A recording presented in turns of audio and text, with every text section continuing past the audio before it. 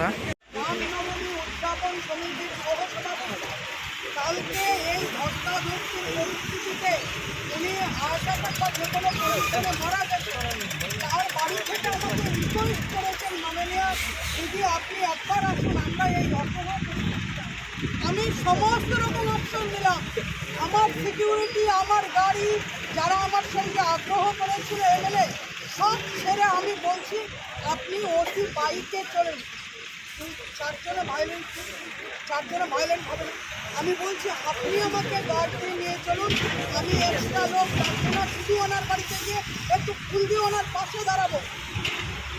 এই ক্ষেত্রে লোকেরা তো আমাকে ভোট দিয়েছে, তাদের তো প্রত্যাশা আছে। এত বড় একটা ঘটনা ঘটেছে, আমি এখানে উপস্থিত, আমার ক্ষেত্রে সংসদ বাদ করে আমি এর কারণটা কি? প্রত্যেক ক্ষেত্রে হিন্দুদের ক্ষেত্রে এরকম ঘটনা ঘটে। আজকে যদি এটা অন্য দিকের ঘটনা ঘটতো, ক্ষমতা ছিল এই প্রশাসনের, এই প্রশাসন এটা করত। একজন সাংসদ হিসেবে আমি শুধু একটু ফুল দিতে যেতে পারবো না।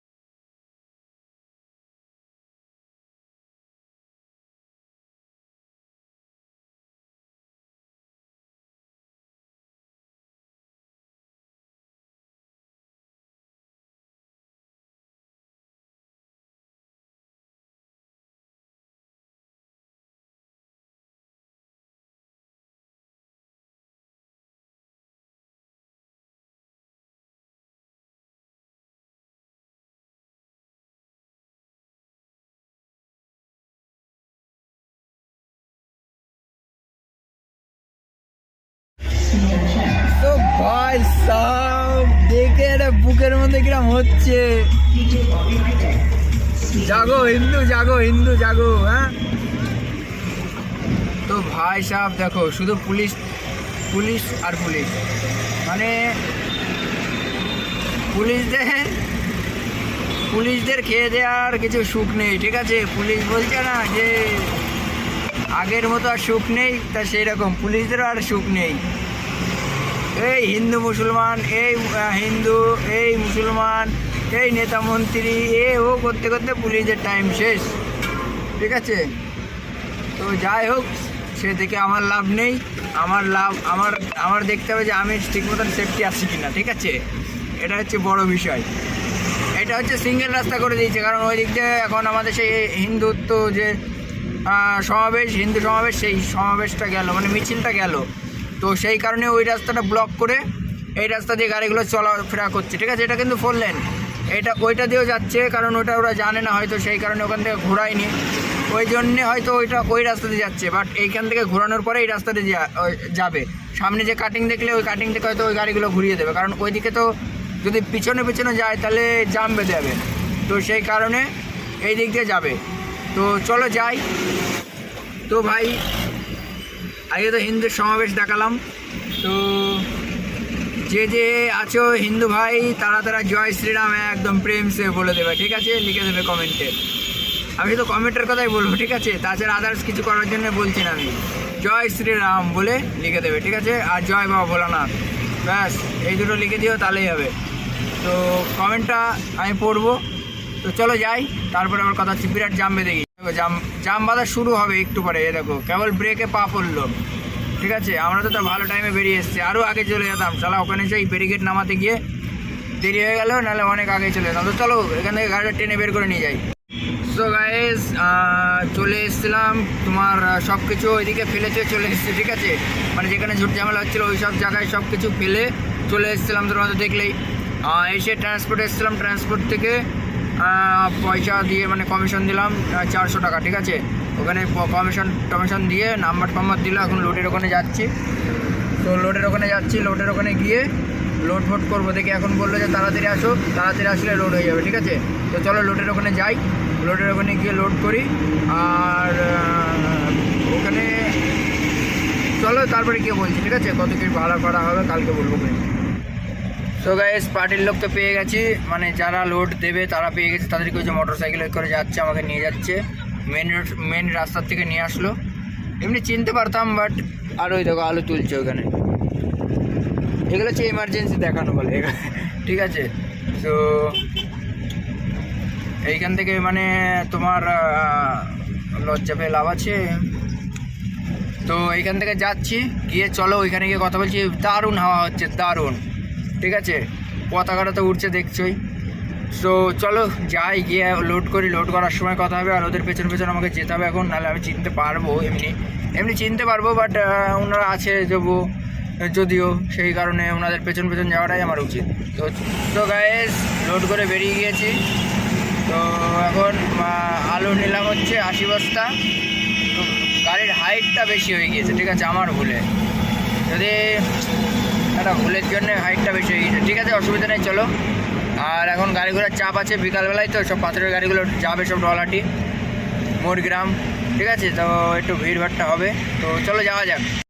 তো ভাই এখানে একটা অসুবিধা হয়ে গেছে, আমার গাড়ির হাইটটা বেশি হয়ে গেছে, ঠিক আছে।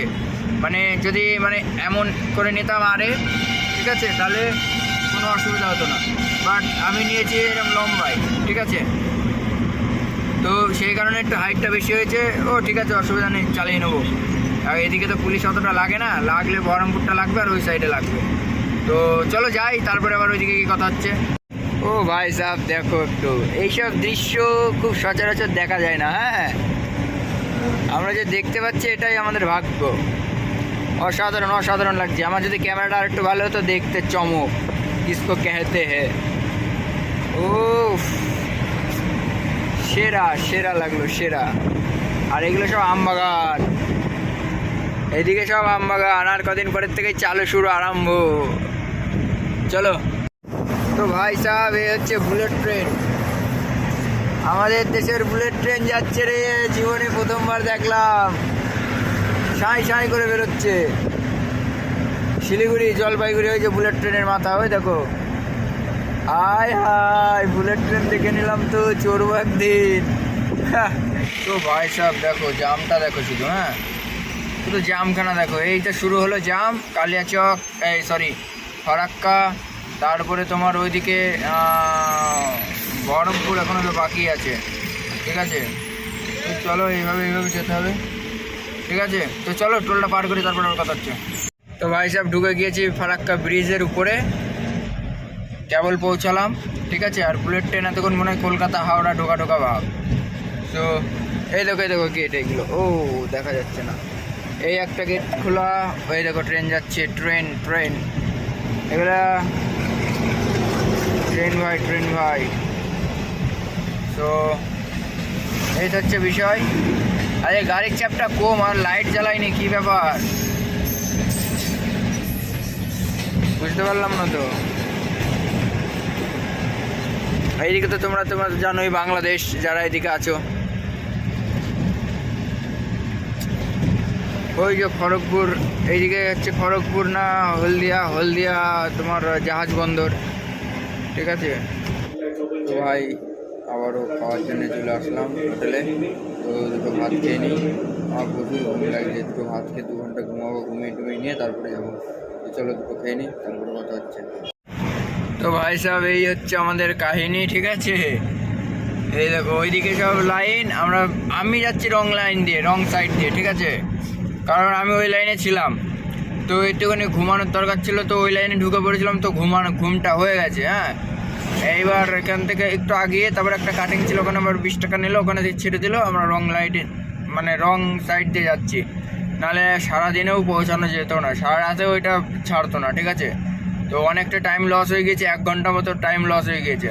তো চলো যাই, এই রাস্তা থেকে উঠে এখন বহরমপুরের সিটির রাস্তায় উঠবো, মানে টাউনের রাস্তাটায় উঠবো। তো চলো যাওয়া যাক।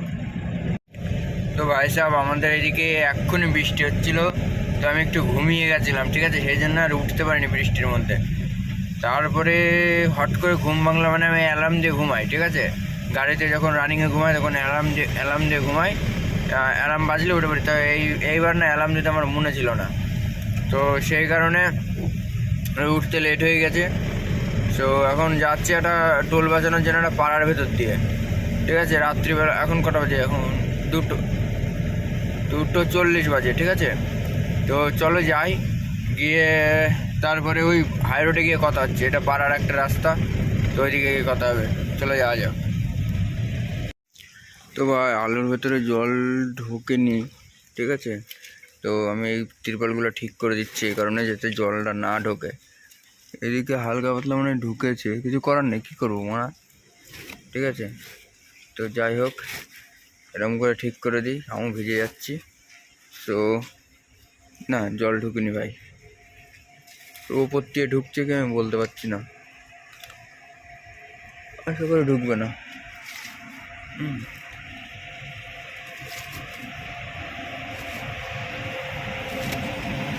জল ঢুকলে আবার ভাড়া কেটে নেবে। আর এই যে ট্রেন যাচ্ছে লালগোলা প্যাসেঞ্জার,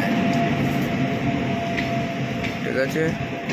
এদিক দিয়েও ঢোকা ভাব সব করে দিয়ে এগুলো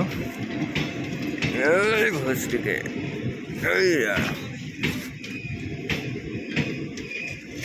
ব্যাস, এদিকটা কমপ্লিট। এবার ওপরটা একটু দেখে নিই। হ্যাঁ, ওপরটা কী হবে, ডবল দেওয়া আছে, অসুবিধা হবে না। যা প্যান ছিঁড়ে গিয়েছে বা, চলো যাই, আর কি করা যাবে। গাড়িটার অবস্থা কেরোসিন কাদা ফাদা হয়ে, চলো রেল এই গেট এখনই খুলবে, তো চলো যাই, তারপরে কথা হচ্ছে ওদিকে গিয়ে। তো ভাই সাহেব দেখো, এই দেখো বৃষ্টি হচ্ছে, এর আগে হচ্ছিল, বিশাল বৃষ্টি হচ্ছিল, ঠিক আছে, কিন্তু আমি সেই ভিডিওটা করতে পারিনি। তো এখনও বিশাল বৃষ্টি হচ্ছে, মানে গাড়ির ভেতরের থেকে তো বোঝা যাচ্ছে না ভালো, ঠিক আছে। ওই রে ডেলিভারি, আসতে যাও, ভিজে যাচ্ছি তো ডেলিভার। তো চলো যাই, বৃষ্টি তো হতেই থাকবে এরকম, এখন কখন থামবে না থামবে জানি না, তো পরে কথা হবে, তো চলো যাই। তো ভাই সবে কৃষ্ণনগর ঢুকলাম, তো ভিড়ভাড়টা নেই সেরকম একটা, মানে এই টাইমে একটু কমই থাকে, ঠিক আছে, এর আগে থাকে মানে 12টা অবধি থাকে ভিড়ভাড়টা, কারণ এখন সব বৃষ্টি হলো তো, এমনিও অন্য বৃষ্টি না হলেও ভিড়ভাড়টা একটু কমই থাকে এই টাইমটা, কারণ এই টাইমটা একটু সবাই ঘুমায়, 2-3টের পরে সবাই একটু ঘুমায়, ঠিক আছে, 5টা অবধি, তারপরে 5টার থেকে আবার ভিড়ভাড়টা চালু হয়ে যায়, মানে লরির ট্রাকের চাপ বেশি বেড়ে যায়।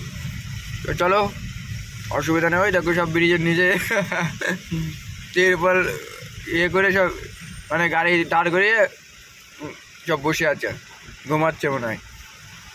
বৃষ্টি হচ্ছে না, তিরপলে কত জল ঠেকাবে, তাই আমার আলু মানে ভিজে গিয়েছে। এই দেখো সব গাড়ি লুডো খেলছে ভাই। তো চলো, কিছু না, অসুবিধা নেই, যাই, তারপরে আবার কথা হবে, ওই ইয়েতে যাই, নবদ্বীপ যাই, তারপরে কথা হবে। তো ভাই এখানে টোল দিলাম, নবদ্বীপ টোল, মানে নবদ্বীপ ব্রিজের আগে যে 40 টাকা করে নেয় না, ওই টোলটা দিলাম, দিয়ে এবার ব্রিজে উঠছে। এই যে টোলের জাম দেখো কিরকম ভাই রে ভাই,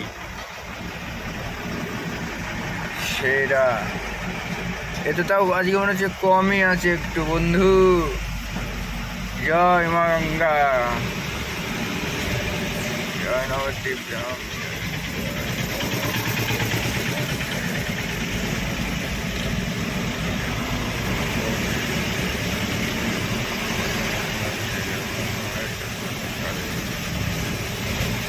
জয় ভগবান। তো চলো চলে এসছি, এই ব্রিজ থেকে নামবো, নেমে বাঁদিকে নামবো, নেমেই বাঁদিকে, চলো দেখাচ্ছি।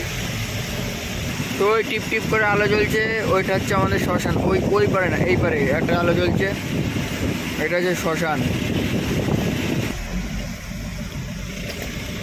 তো ভাই এইবারটা নামবো বাঁদিকে, এই যে এই বাঁদিকে নামবো, নেমে একদম সোজায় যাও, মাদারিটা দাঁড়িয়ে আছে এখানে, সে দাঁড়িয়ে থাক, অসুবিধা নকো।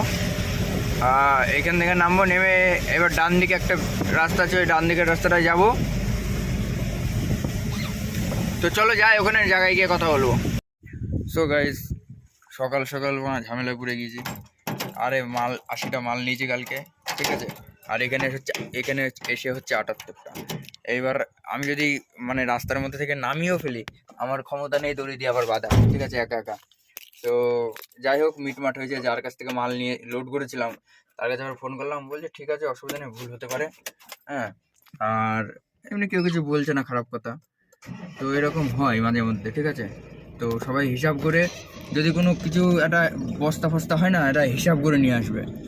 কারণ এই হিসাব না করলে এই হবে, আমার মতন অবস্থা হবে। আমার এর আগেও একবার হয়েছে, কিন্তু সেদিন ড্রাইভার দিয়ে পাঠিয়েছিলাম, আমি যাইনি নিজে, ঠিক আছে। ওদের ভুলে আমাদের পয়সা কাটবে। আর একটা বস্তার দাম 1000 টাকা করে, এক বস্তা আলু 1000 টাকা। তাহলে 1000 টাকা আমার গাড়ি ভাড়াই হচ্ছে 5500 6000 টাকা। তাহলে আমার যদি 2000 টাকা চলে যায়, কী থাকবে? তেল আছে 3500 টাকার, তাহলে 35 যদি 5 5,500 টাকা শেষ। আমার ওদিকে ধরো ট্রান্সপোর্টকে 400 টাকা দিয়েছি, তারপরে তোমার লোডিংয়ে দিয়েছি 100 টাকা, আবার খালিতে দিলাম 100 টাকা, 600 টাকা। আবার লাইন খরচ হলো 100 টাকা, 700 টাকা। তাহলে আমার ঘরের পকেট থেকেই যাবে আমার 500-600 টাকা, আমার আমার পকেট থেকে যাবে, ঠিক আছে। তো চলো, কোনো ব্যাপার নেই। যে এরকম বস্তা ফস্তা কেউ লোডিং করো, ঠিক আছে, হিসাব করে দেখে শুনে গুনে লোডিং করবা। সিমেন্ট, তারপরে আলু, চালের বস্তা, ঠিক আছে, কোনো সবজির বস্তা, এইসব সব হিসাব করে ইয়ে করবা, মানে লোডিং করবা। তো চলো, কোনো ব্যাপার না, অসুবিধা নেই, সব মিটমাট হয়েছে। তো যাওয়া যাক। তো ভাই, সকালবেলাকার একটু দৃশ্য, এই যে গঙ্গা মাতা, এটা হচ্ছে ব্রিজ, আর এদিকে হচ্ছে পুরো নবদ্বীপ। চর জমে গেছে, চর ভাই সাহাব। এইসব জায়গায় আগে জলের গাদা থাকতো, ঠিক আছে, আর এখন শুকনো ডাঙা হয়ে গিয়েছে, ওই দেখো। আর ওই মায়াপুর দেখা যায়, মায়াপুর। ভাই হাই ভাই রে ভাই,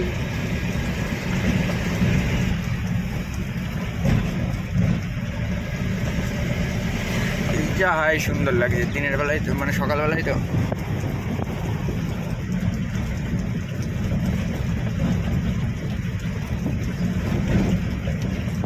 ভাই সাহেব, বাড়ি চলে এসেছি, ঠিক আছে। বাড়ি এসে কেবল এই মাত্র আসলাম। এই যে আমার জানকে খাড়া কর দিয়া ইধার, আর हमारा গায়ে হ্যাঁ এ, আর এ हमारा গাঁও হ্যাঁ, এ हमारा বাড়ি হ্যাঁ। তো চলে এসেছি, তো চলো।